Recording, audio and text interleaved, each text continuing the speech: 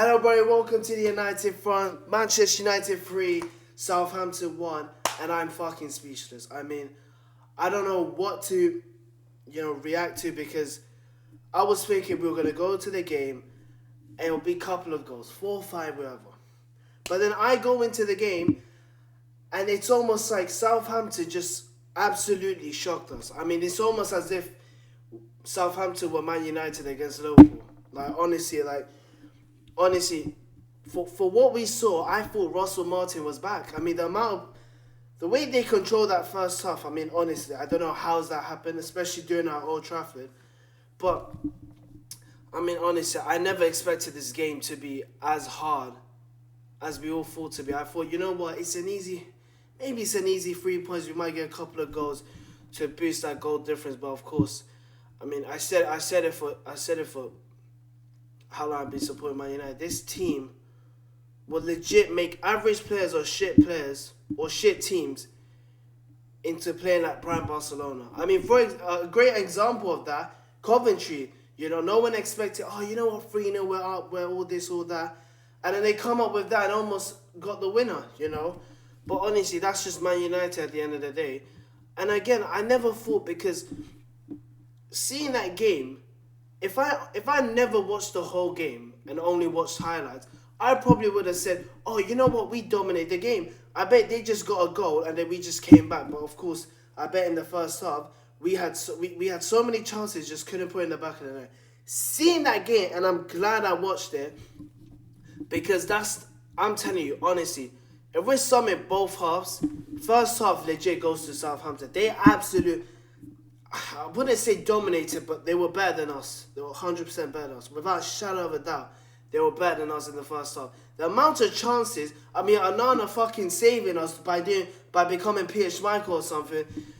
And honestly, of course, yes, it's amazing because they had a stat about Southampton yet to score a set piece or a corner. I'm even surprised Man United, the list they showed, the other teams had 2, and Man United somehow had more than 2. I don't even remember Man United even scoring a corner, let's be honest. But honestly, Man United, the only team to allow Southampton to do that. I mean, honestly, you go from defending so many corners from Arsenal, like legit, you just learn from your mistakes when we lost to Arsenal 2-0, and do it in the FA Cup and do so well against them in corners, set pieces, that you go from that to allow Southampton. I mean, it's almost like we're fucking Robin Hood. I mean, honestly, just taking the points away from the big teams and just giving it to the smaller teams.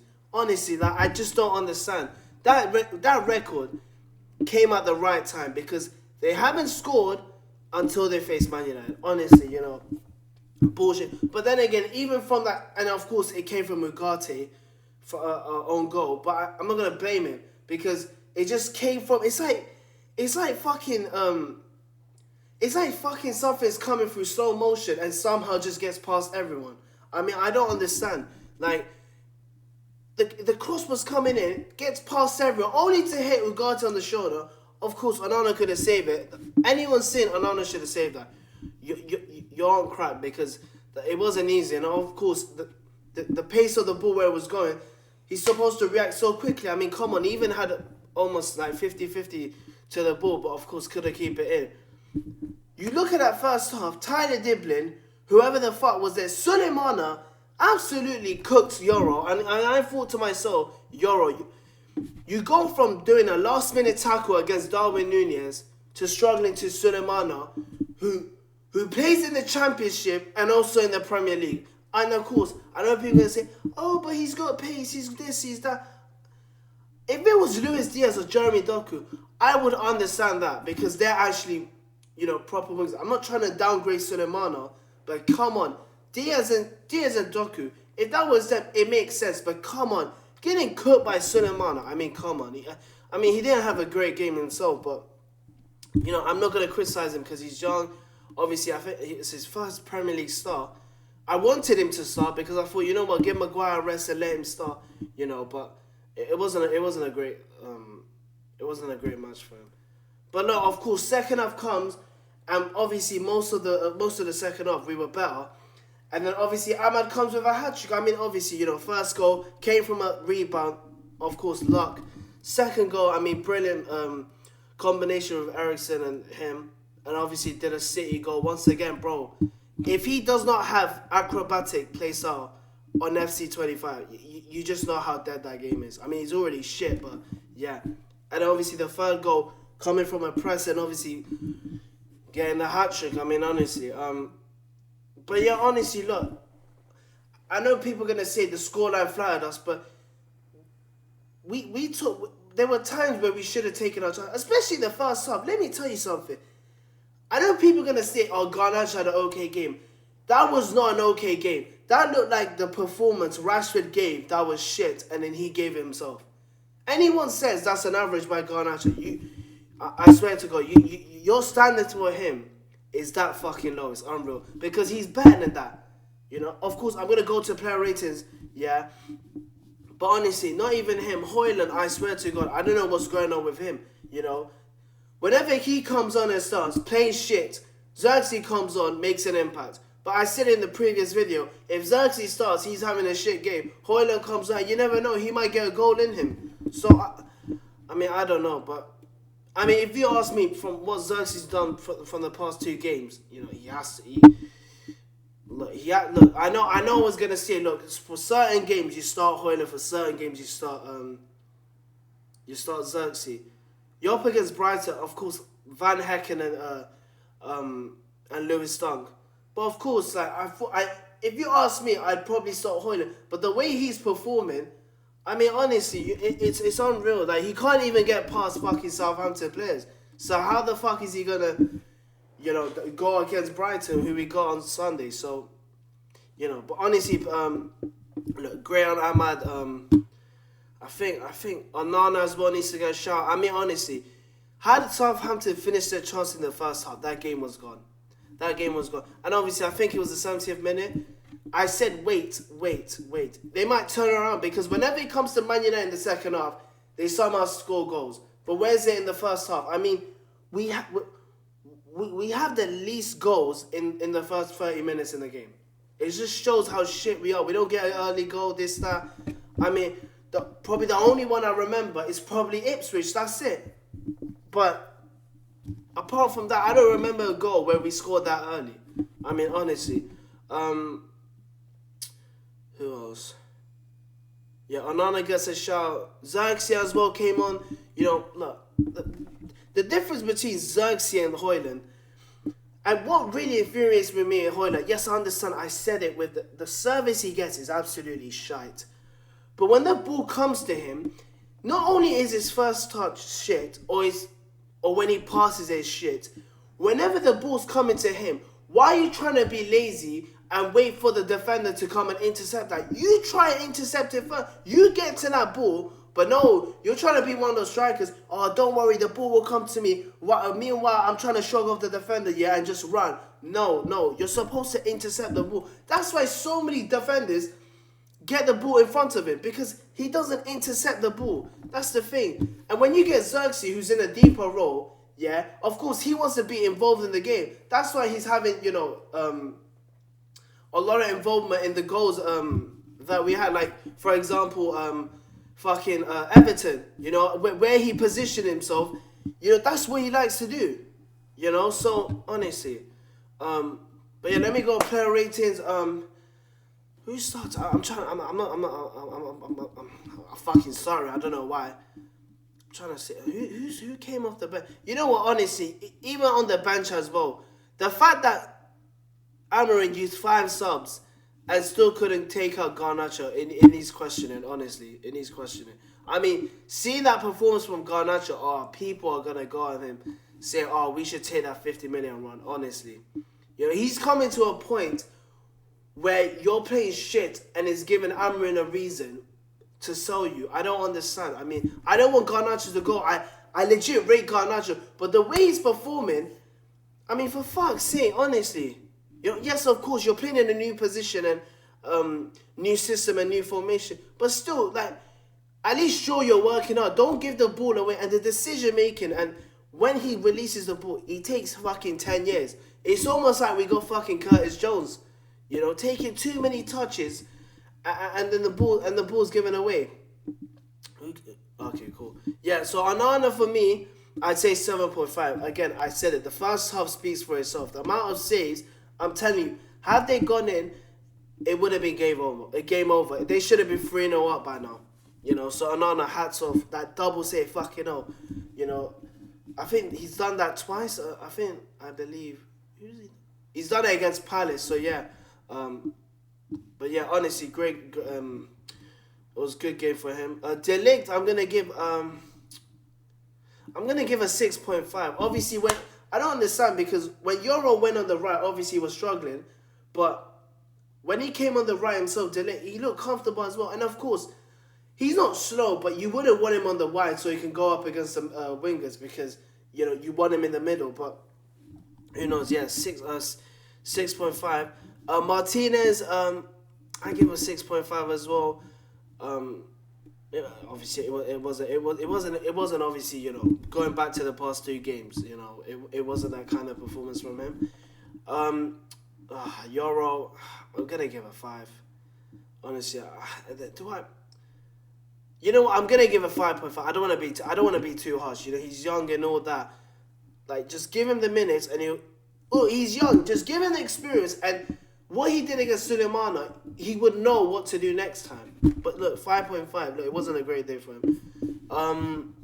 Mazraoui, I'm gonna give him a 6. He was pretty average. Look, of course, I did say, look, play him at wing back, not at right centre back. But ever since he's been at wing back, he's not as best as he is when he was playing at fullback under Ten Hag, and obviously right-sided centre-back under Amro. You know, wing-back's a bit different, but of course, I'd still play him because he still has quality going up front. But honestly, one thing I hated as well is that where he positioned himself, obviously Ahmad was the other side of wing-back, so of course he was going forward. But he was like 15 yards deeper. I'm thinking to myself, if this was fucking City or Liverpool, yes, of course, it's understandable. But you're playing against Southampton.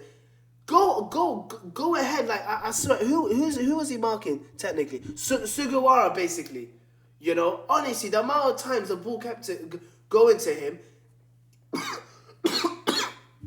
like he was legit left isolated. So, look, it was so easy to go on the right side against Mazraoui, because look, Sugawara was obviously isolated. That's one thing to myself. Why was he not going to attack? Like, honestly, if it was Dano, maybe it might be a different situation. But of course, he was suspended. Forgot about that even FA Cup suspended, even Premier League as well. So yeah, Ahmad. I mean, is that even a question? Fucking 9. I mean, Hattrick hero. I think first time I probably would have said 6, because there were times when he was trying to take on players, or even I'm saying pass, and he wasn't able, and he wasn't doing that. You know, this team, it's not only Ahmad. This team alone, it does not release the ball quicker than they need. Oh my God, I'm sorry, Bez. This team doesn't release the ball when it needs to be, because they always have too many touches. The shape of the opposition goes back to normal. But if we release it quicker, then of course they're all over the place. But honestly, look, you know, that needs to improve. So obviously 9, Ahmad, obviously Hattrick. Ugarte, I'm gonna give him a 6.5. Of course, unlucky on the own goal, but I don't think he did. But the thing was, but he took off Ugarte, and I'm thinking to myself, you better not put Eriksen in that area, because honestly, got ran past by fucking Newcastle.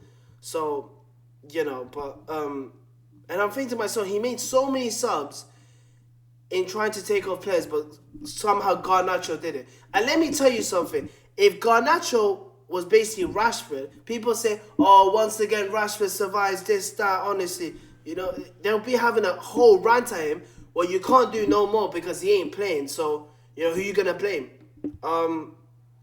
Mainly, I'm going to give him a 6. I don't think it was his best game. Look, I gave Ugarte and Maino around 6. You know, we always say that midfield's good, but against Southampton, I mean, come on. Yes, of course, you can't play good in every game, but come on. Against Southampton, I mean, come on, if he can perform against Arsenal and fucking Liverpool, then of course you could fucking dominate that midfield against Southampton. So yeah, Bruno. I'm trying to think. I give him a 6. I don't think he wasn't that very threatening against Southampton. It's amazing I'm giving all these ratings and they're not that high because just how fucking Southampton did it against United. Garnacho 5. I mean, honestly, I don't understand. When he's on the wing side or maybe doing a counter attack, look, he should have got the assist for fucking Ante. Don't get me started on that. But the chance he had with Højlund, I'm saying Højlund, release. He legit releases it, and then obviously he misses. I'm thinking to myself, how the fuck do you miss that? It's a clear, and honestly, the time when he receives the ball, it's almost the way he passes it to his teammates. He's almost stamping it like it's a shit pass. And obviously, there have been times when he did that, and then the opposition almost, try and score from there. So honestly, look, I want him to stay. I want him to improve. But doing like that, if you play like that against every other team, Amrin will legit sell you. And that's the thing, you can't technically play a winger in the 10 unless you have that creativity side of it. But when you're seeing Garnacho saying, oh, he should be more like Ahmad, he's more like fucking Rashford. Honestly.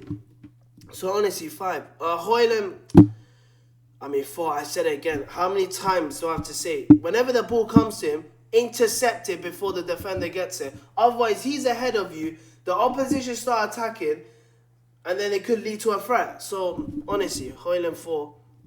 And I want him to improve, but I don't understand. Ever since he's been started, I mean, what the fuck? And ZIRKZEE, look, ZIRKZEE, I'm going to give him a 7 because of the impact he made. And obviously, whenever he receives the ball, it finds the pass. So, he's intelligent in a way when to find the pass. And obviously, of course, people can go on about saying, oh, the finishing and all that. Yes, of course, that will improve in time. But his link-up play and finding players and decision-making, it's literally top-notch. So what could you ask more of? Maguire 6. I obviously, look, I think he probably might start against Brighton. Of course, he was left on to rest. Eriksen, I'm going to give... Look, I heard so many people say, oh, Eriksen should be not started, but he should be getting... we should keep it. I don't understand. Wasn't the same people that said, oh, Eriksen with Casemiro is absolute suicide? Where would you play Eriksen? Because if you play him in the 10, Amarin's 2 10s legit want him to press. He can't even fucking tackle. He doesn't have the legs to run like a fucking machine. Yeah, so where do you want him to play? Obviously, I said it again, you can't play in that 2 pivot spot. That's, again, suicidal. But again, you can't play him in the 10. But look, I've always rated Eriksen as a player. Like, again, smart player and all that. But it's just about his age. If we got the Eriksen of Tottenham, would we even complain? No, we wouldn't. Because we all know how Eriksen was at Tottenham. But of course, look, he's old. He's lost his legs. Obviously, Andy Carroll might have done something. Piece of shit. But yeah, Anthony, don't get me started. I mean, fucking hell. Honestly, 5. I mean, honestly, how the fuck are you playing for Man United and do a goal line clearance? Honestly, that pass from Garnacho, how the fuck were you... I don't know why you sliding in. The ball's coming in and you're legit sliding. I don't understand. Are you playing for Southampton? Are you like... Because it's almost like he was trying to do goal line clearance instead of finishing in the back of the net. How the fuck do you slide? And again, these players, they earn millions and can't even fucking finish. Honestly, 5 from Anthony. Collier, I'm going to give him a 6.5. Look, he was class as well again. I really wanted him to start against Southampton. Might be too soon, but I mean, hey, you never know. He might start against Brighton, but I mean, who do we have next? I mean, surely I think we got Rangers, so I mean, would he start? I mean, I don't know, but we got FCSB as our last match day in the Europa League. So I probably want him to start there, so that wouldn't be bad. But yeah, honestly, look, 3-1 Ahmad with a hat-trick. I mean, what could I've asked for? You know, honestly. But yeah, thank you guys for watching. Like, share, subscribe, and see you on the next one.